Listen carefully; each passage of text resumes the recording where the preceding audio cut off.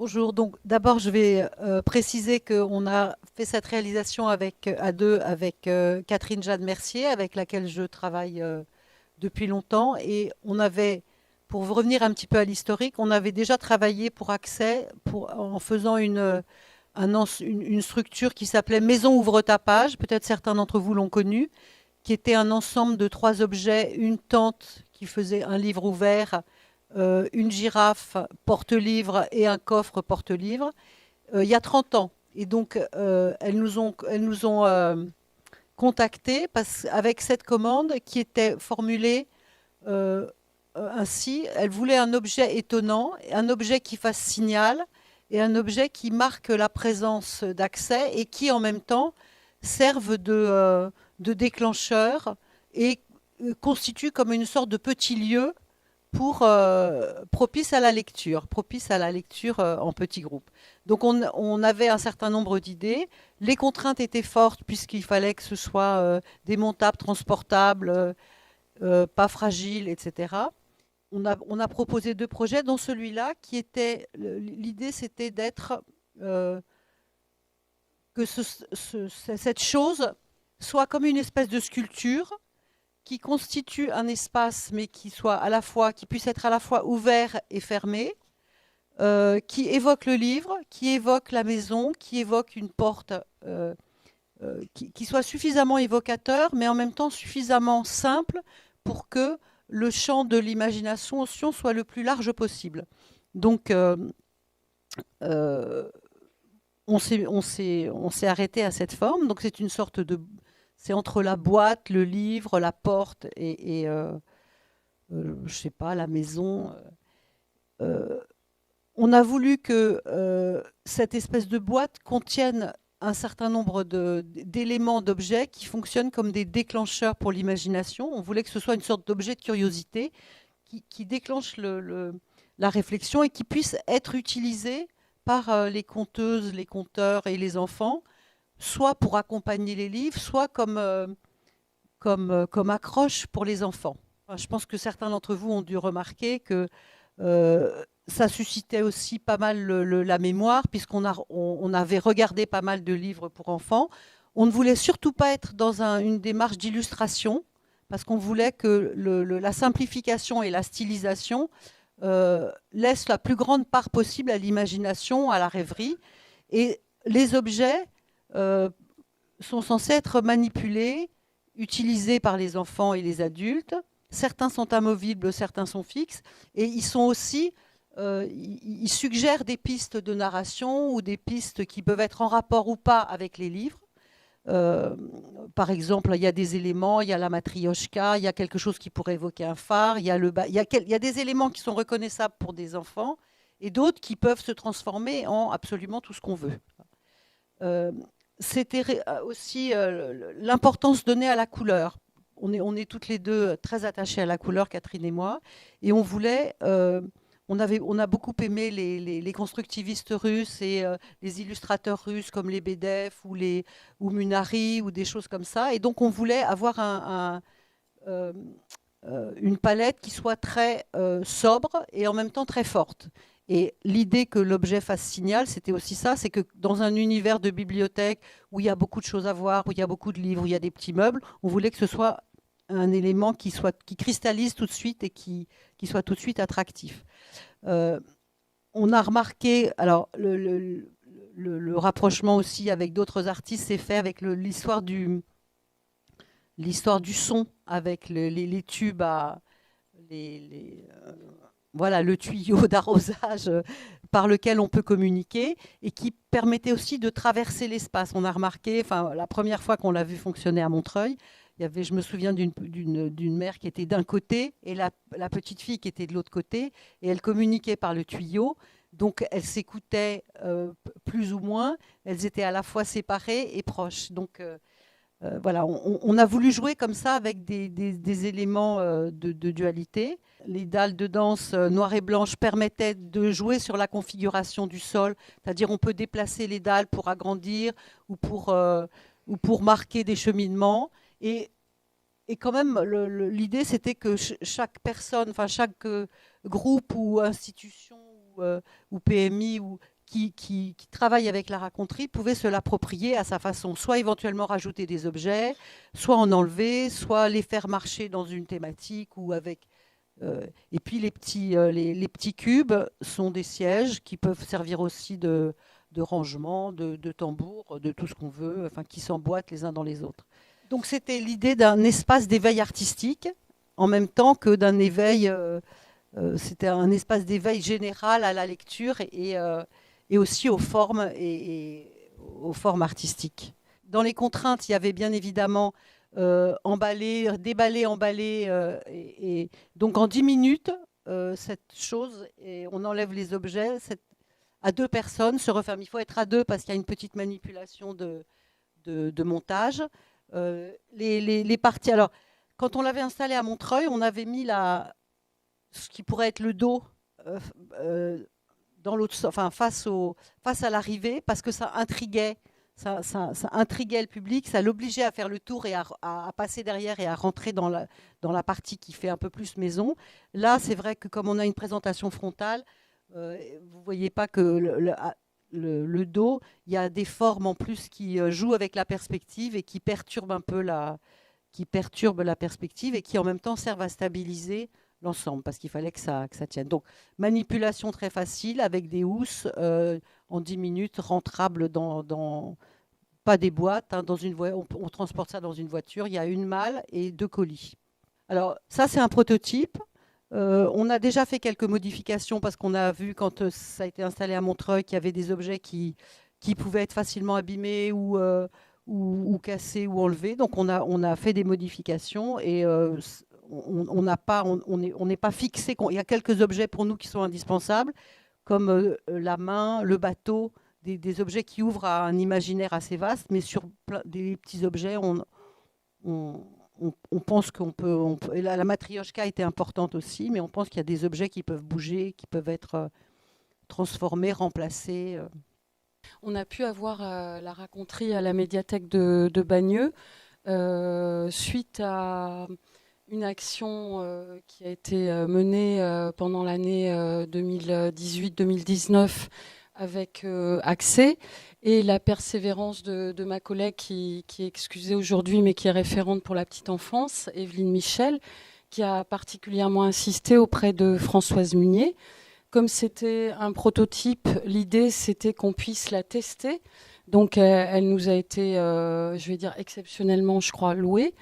Et donc on a pu la tester au mois de juillet dans nos locaux.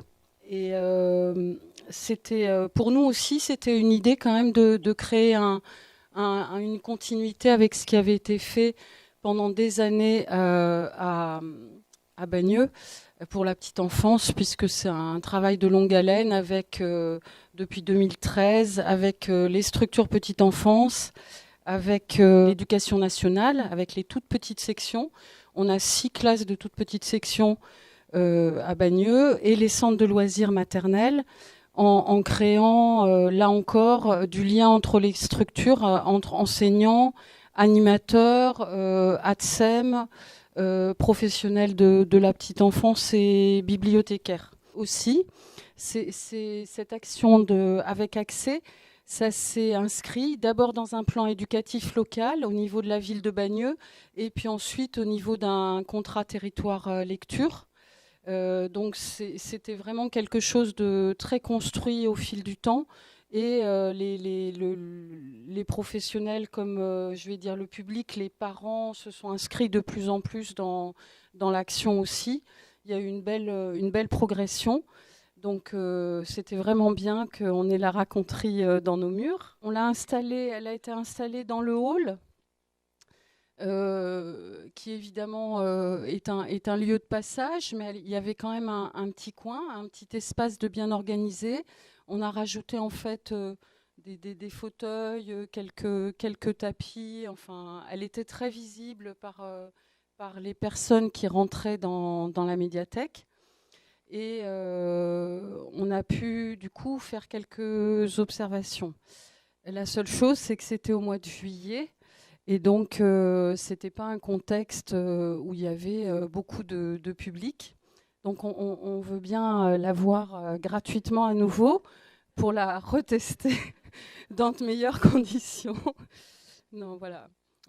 Ce qu'on a noté sans que Sylvie le dise, c'était les volumes géométriques. C'est un objet qui se remarque, qui est visible. Elle s'ouvre comme un livre à hauteur d'enfant. Elle favorise la curiosité. Il y a la possibilité de bouger, de jouer, d'écouter une histoire individuellement. Moi, ce que j'ai trouvé aussi, c'est ça peut créer l'intimité. C'est-à-dire qu'une maman qui s'en approche ou un papa qui s'en approche, ça crée quand même un petit espace bien délimité. Mais les petits groupes qu'on a eus ont été tout aussi attirés et séduits par l'objet. De même que, à noter aussi, entre autres pour un centre de loisirs, une animatrice qui voulait vraiment revenir l'utiliser avec un autre groupe d'enfants, parce que je pense qu'elle-même a été complètement séduite et a bien vu que ça créait un bel espace de lecture. Et ce n'était pas du tout dans l'espace jeunesse, je le redis, mais je pense que c'était vraiment bien que ça soit là, parce que du coup, ce n'était pas habituel. Et ça a peut-être attiré aussi des personnes qui ne seraient pas venues jusqu'à l'étage dans l'espace jeunesse. Voilà. Les objets créent du lien avec les parents ou pas, c'est-à-dire que des fois c'est entre les enfants, puis les parents sont un petit peu en retrait, ils regardent, ils n'osent pas trop toucher, etc., alors que les enfants, ils sont déjà... Voilà. Et puis, on a vraiment aimé aussi le fait qu'il y ait des objets qui s'enlèvent et d'autres pas. Parce que nous-mêmes, on se laisse prendre. Et du coup, ça crée un jeu supplémentaire. Voilà. En plus du fait qu'effectivement, il y a des petites choses qui sont fragiles et qui... mais du coup, elles restent sur l'étagère, elles peuvent être touchées, elles peuvent être senties. Enfin, voilà, il y a plein de centres d'intérêt. On y a associé aussi des livres qui étaient les livres d'une malle, qui a été un peu le fil conducteur des actions formation d'accès à partir de 2013, avec les temps d'activité périscolaire et évidemment dans les centres de loisirs maternels. La ville de Bagneux a fait une dotation de malles. Le choix s'était fait par l'animatrice Christelle Amadache et les bibliothécaires.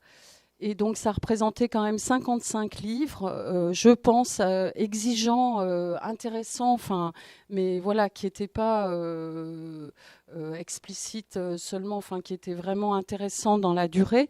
Et du coup, chaque maternelle et puis les centres de loisirs qui ont participé aux actions se sont retrouvés, ont pu avoir ces livres à domicile, quoi. Ont pu avoir ces livres dans leur structure pour les enfants. Donc, on a eu aussi le plaisir, ça c'était une super idée d'Evelyne aussi, de mettre ces livres en lien, parce que certains enfants, on n'a pas pu compter, mais on a repéré qu'il y avait des enfants qui reconnaissaient des livres qu'ils avaient dans leur structure. Voilà. Et les animatrices aussi. Donc, ces livres, certains étaient posés par terre. D'autres étaient plus en présentation sur un gros cube, visible par les parents, on va dire, dès qu'ils rentraient. Et voilà, c'était intéressant d'accompagner la malle de beaux livres. Donc la raconterie, là, oui, je l'ai déjà dit, c'est vrai que c'est quelque chose qui éveille la curiosité, parce que même si des fois, pour être... à l'entrée, au retour des documents ou juste après auprès de livres pour la bibliothèque adulte, il suffisait qu'on dise aux personnes tournez-vous, regardez. Du coup, c'est quand même quelque chose qui attire l'œil. Et les parents qui s'y sont posés, en définitive, sont restés, s'ils avaient du temps, ils restaient un grand moment quand même. Franchement, ça, de ce point de vue-là, ça a très bien fonctionné. Et puis les objets qui se transforment, hein, donc le tuyau téléphone, les cubes dont tu as parlé, Sylvie, c'est un jeu aussi de mettre des livres dedans, de ne pas les utiliser comme des sièges, mais de les utiliser comme des cubes. Et donc ça, on l'a vu et c'était vraiment bien. Et puis aussi, quand c'est peut-être des plus gros groupes, et même pas forcément, quand c'est une fratrie de 3, par exemple, où en fait les enfants, il y a ceux qui sont vraiment concentrés sur la raconterie ou sur un livre, et puis il y en a 2 ou 3 là, qui vont bouger, vaquer, etc. Et avec les groupes, c'est encore plus ça. Et donc, enfin, moi, je trouve que ça colle à l'idée d'accès, d'avoir vraiment des centres d'intérêt différents et valorisés. Voilà. Donc, pour les observations, donc ça, c'est Evelyne qui a observé une crèche d'un multi-accueil sud, c'est-à-dire c'était un groupe de 10 enfants de 2 ans à 3 ans, accompagnés de 8 adultes. Il y avait la directrice, il y avait une EJE et une auxiliaire, et il y avait également des assistantes maternelles. Donc ça faisait beaucoup d'adultes, pas mal d'enfants. Donc ils ont commencé par jouer avec les objets de la raconterie. Il y a des objets qui se sont transformés en glace, c'est-à-dire essayer de sucer quelque chose, parce qu'il faut vous dire qu'à cette époque-là, il faisait très très chaud. Donc voilà. Il y a un enfant qui a essayé d'enlever les gants suspendus et de prendre les objets qui étaient fixés, comme la matrioshka. Les cubes, c'est ce que je disais, sont utilisés comme des sièges, mais du côté creux. Ils essayent de rentrer dedans. Une petite fille de 3 ans m'apporte les livres. Alors en fait, c'est voilà, de maman en maman. Ouais. De maman en maman. Faudrait que j'ouvre un petit peu, mais enfin, voilà. De maman en maman, et c'est Émilie Vac. Papa en papa. Voilà. Donc, Evelyne, je trouve, pose la question, elle a bien raison. Est-ce que son choix, cette petite fille, a un rapport avec la matrioshka de la raconterie? On ne sait pas. Et puis, donc, elle présente les livres et elle revient avec Petite bonne femme, c'est Jean-Louis Le Cravert. Jean-Louis Le Cravert, voilà. Elle revient avec la toute petite bonne femme. Voilà, une petite observation parmi tout un groupe. Avec un centre de loisirs, en fait, ce que dit Evelyne, et c'est vrai, un groupe, autrement dit, l'objet, il favorise aussi les échanges entre les enfants. Parce qui essayaient de... C'est pour ça que je regardais tout à l'heure, mais il n'y a pas de trou. Mais j'ai vu des enfants essayer de regarder de l'autre côté. Et, comment dire, c'était des plus grands. C'était un plus grand aussi. Mais en tout cas, il y a un jeu voilà, avec l'objet tout autour, avec les cubes, une fois de plus. Voilà. Et puis, c'était pour ce centre de loisirs-là, Marcel Cachin Maternelle, que l'animatrice a pris beaucoup de plaisir dans le partage de lecture et à rester là, et voulait vraiment revenir, mais on ne pouvait pas puisqu'il fallait qu'on rende la raconterie.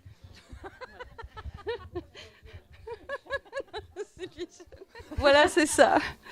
2 enfants s'emparent du tuyau téléphone, jouent et découvrent la possibilité de communiquer avec. Puis l'un des enfants demande la lecture du papa qui avait 10 enfants. Voilà.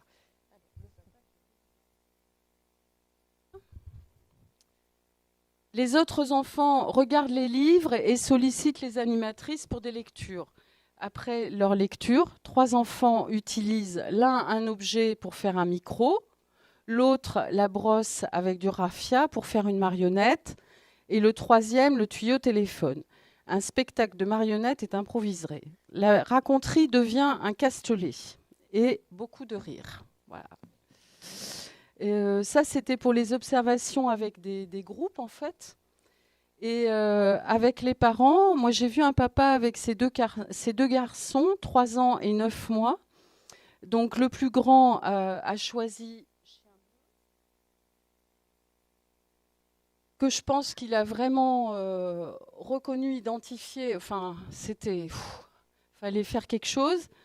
Et donc le chien bleu élu par le papa, il installe la poussette, il pousse les cubes, etc. Il installe la poussette dans la raconterie, d'accord ? Et il était tout près dans un fauteuil, il rapproche le fauteuil. Et le bébé dans la poussette s'est complètement fasciné par Chien bleu, lu, je dirais, de profil. Enfin, il ne voyait pas vraiment, mais ça se voyait qu'il était vraiment capté par la voix, voilà. Donc, une maman avec son fils de 9 ans, qui se met à lire La toute petite bonne femme. Elle a aussi 2 filles de 7 ans et 3 ans. Et là, ce que j'ai noté, c'est la grande attention de la petite sœur et les rires complices pendant que la cadette déplie avec beaucoup de précaution l'imagier à toucher. Je pense que vous le connaissez. Voilà. Voilà, donc elle le déplie au sol, vraiment comme si c'était, je sais pas moi, du verre ou je sais pas. Enfin voilà, c'était très très précautionneux. On avait bien l'impression qu'en même temps elle écoutait La toute petite bonne femme. Et puis les 2 filles, le garçon continue à lire, et les 2 filles s'emparent du tuyau téléphone. Et il y en a une qui dit: "Tu es là? Non?" Voilà. Donc bon, voilà, c'était sympa. Tracy qui est là avec nous, mais Tracy donc avec les parents, ses 3 enfants de 18 mois à 3 ans, les 2 enfants de 3 ans prénommés Alice et Ethan, jouent à cache-cache autour de la structure en bois. Ils se sont appropriés le lieu comme une aire de motricité. Lucien, 18 mois, joue avec le téléphone, prend les 2 branches et explore.